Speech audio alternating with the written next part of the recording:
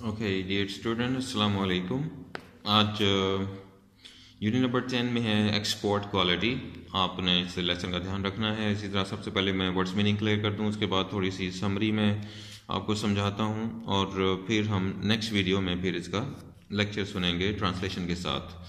तो ये ध्यान से रखें वर्ड्स मीनिंग एक्सपोर्ट क्वालिटी का। अलादीन्स केव। अलादीन्स केव का मतलब होगा, यानी यहाँ एक मुहावरतन बात की जा रही है कि अब चूंकि ये पूरा उसका है एक्सपोर्ट क्वालिटी, एक डिपार्टमेंट स्टोर का पूरी स्टोरी है उसके बारे में।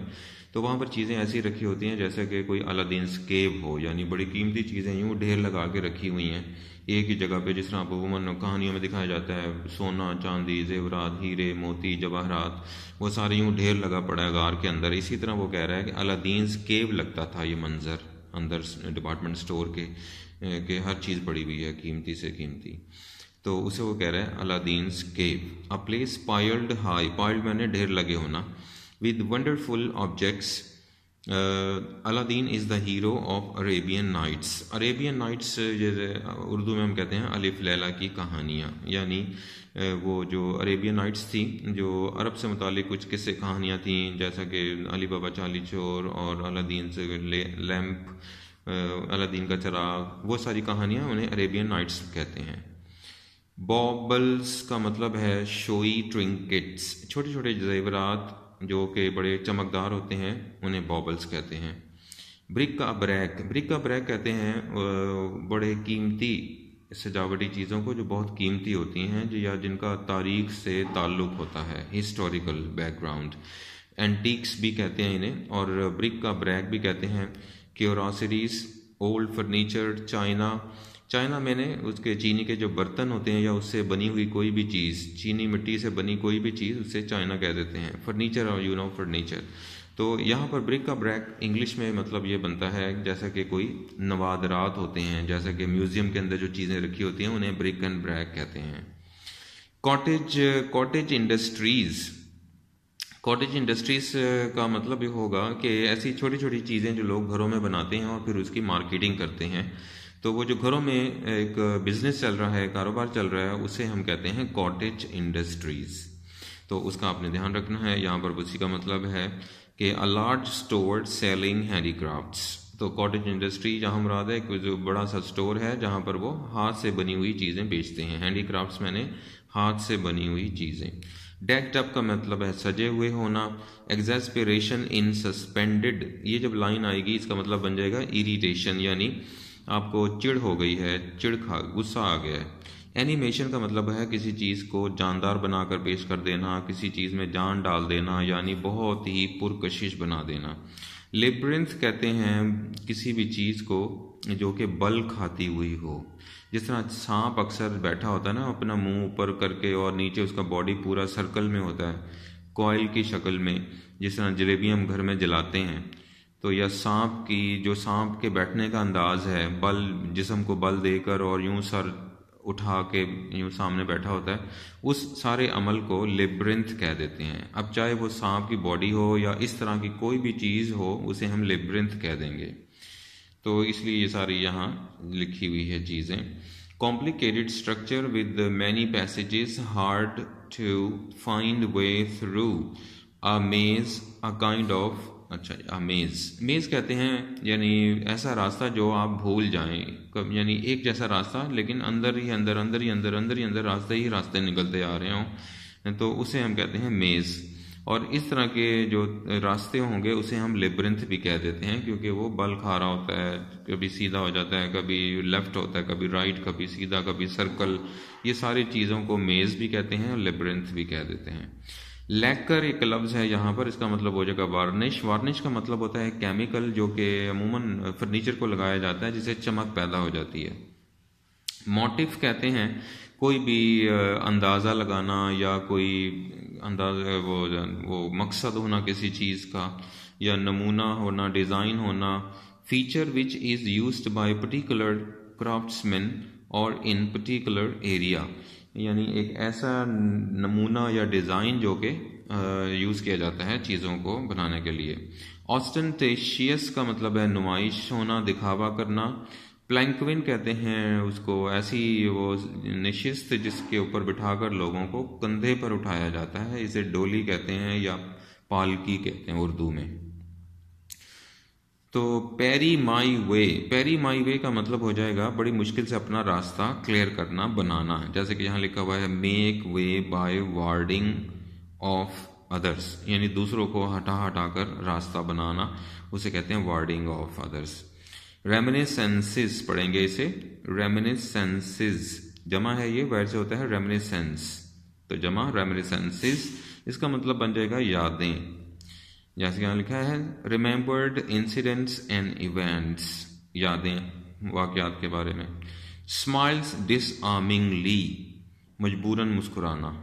मजबूरन मुस्कुराने से क्या मुराद है कि smiles so that she can not attack और बी एंग्री विद हिम, ना तो वो कोई उसके ऊपर हमला आवर हो सकती है और ना ही कोई गुस्से का इजहार किया जा सकता है, तो मजबूरन हंस कर जान छुड़ाई जा सकती है, तो उसे कहते हैं मजबूरी में हंस जाना। Smile disarmingly. V and A अगर आएगा तो इसका मतलब बन जाएगा Victoria and Albert Museum in London, एक म्यूजियम की तरफ इशारा होगा। V for Victoria, A for Albert, Albert एक नाम है, विक्टोरिया भी नाम है, तो इसलिए उसको नाम से रखा गया है। ओके बेटा, ये इसके हो गए वर्ड्स मीनिंग, और साथ ही मैं थोड़ा सा ये पैराग्राफ पढ़ के थोड़ा सा एक्सप्लेन कर दूं कि ये पूरा लेसन जो है आपको किस तरफ इशारा करना चाह रहा है।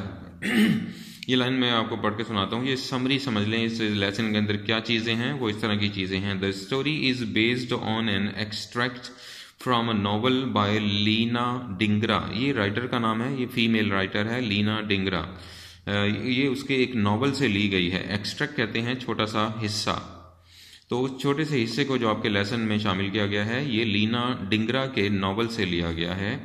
The author has lived in Europe, आजकल तो वो यानी यूरोप में थी।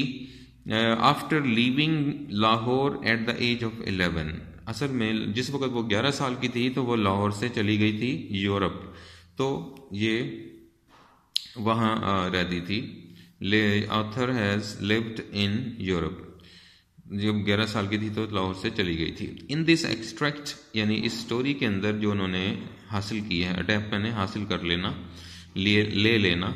She describes the experiences of A women, वो एक ऐसी खातून के तजर्बात को बयान करती है। ऑन अ शॉपिंग ट्रिप, जो कि शॉपिंग करने निकली हुई है।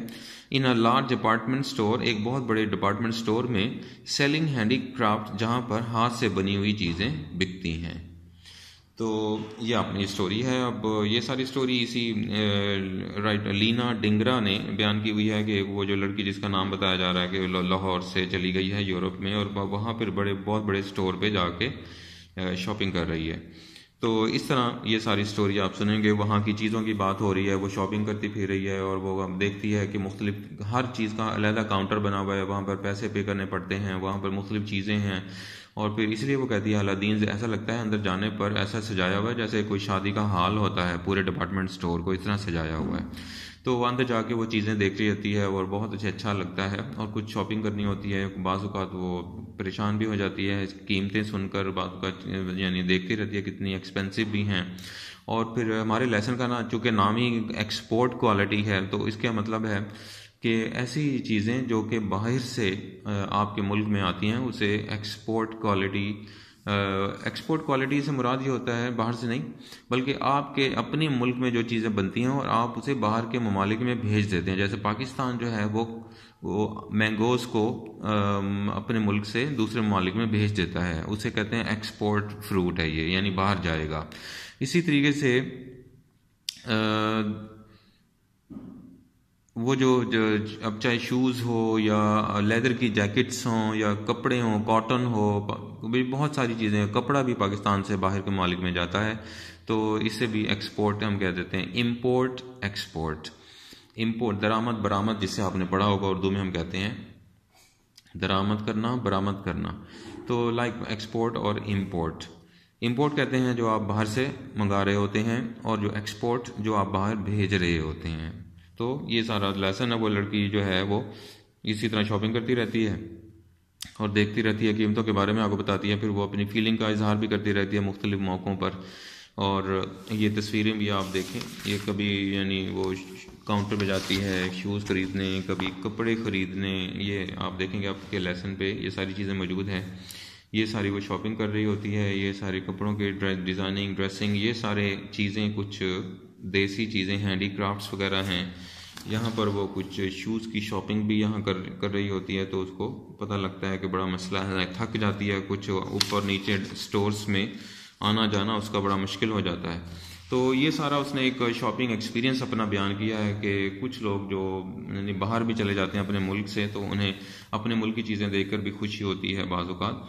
तो ये सारे उसकी शॉपिंग के बारे में एक ट्रिप है, और वो चीज़ों के नाम भी बता दिए। चूड़ियाँ खरीदती है, पर चूड़ियों के 10-12 आइटम्स वहाँ पड़े होते हैं, लोहे की, शीशे की और प्लास्टिक की, मुख्तलिफ धातों की जो बैंगल्स होती हैं, चूड़ियाँ, वो ख़रीदती है और यानी देख रही होती है, तो उसे अजीब सा एक एक्सपीरियंस भी होता है, अच्छा भी लगता है। और कुछ चीज़ें भी होती हैं जिसे वो हैरान भी हो जाती है, लाइक जो कहती है अलादीन्स केव।